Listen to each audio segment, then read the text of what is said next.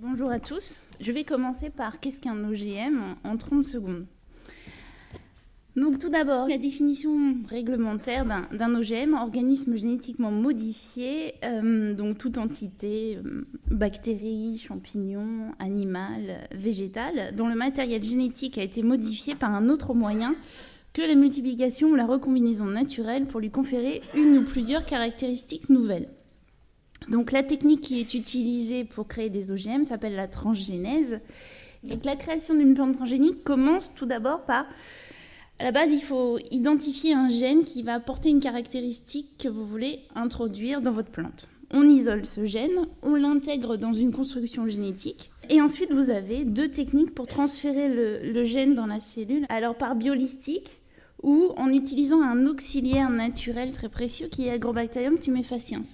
Donc aujourd'hui, à peu près 95% des plantes transgéniques commercialisées dans le monde utilisent cette technique. Donc on va transférer ce matériel génétique dans la bactérie qui, elle, une fois mise en contact de votre tissu végétal, va transférer ce gène dans votre plante. Donc ensuite, on va sélectionner les tissus végétaux qui ont effectivement bien intégré votre gène, régénérer des plantes par culture in vitro.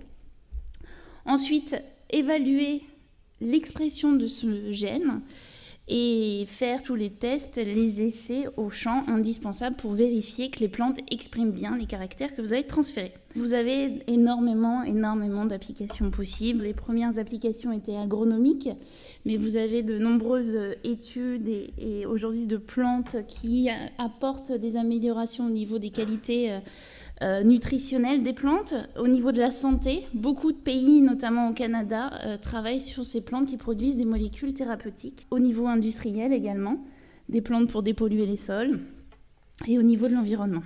La progression des cultures transgéniques dans le monde, 96, on va dire début des cultures, jusqu'à aujourd'hui, 2010, 148 millions d'hectares de plantes transgéniques sont cultivées dans le monde.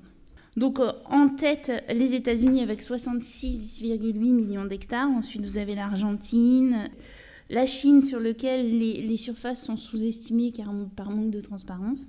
Alors en Europe, quelques pays. L'Espagne, avec le principal pays producteur, l'Allemagne, la République tchèque, la Pologne, la Slovaquie. En France, nous avons un moratoire qui date de 2008. Dans la réglementation européenne, vous avez la possibilité de mettre en avant une clause de sauvegarde en indiquant un risque pour votre pays. Donc cette clause de sauvegarde a été mise en place en 2008 sur le maïs BT.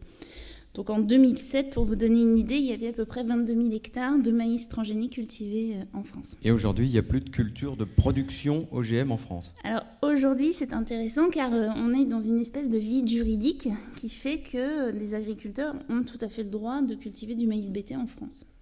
Ouais. Mais ils ne le font pas. Non, pas pour l'instant, du moins à ma connaissance.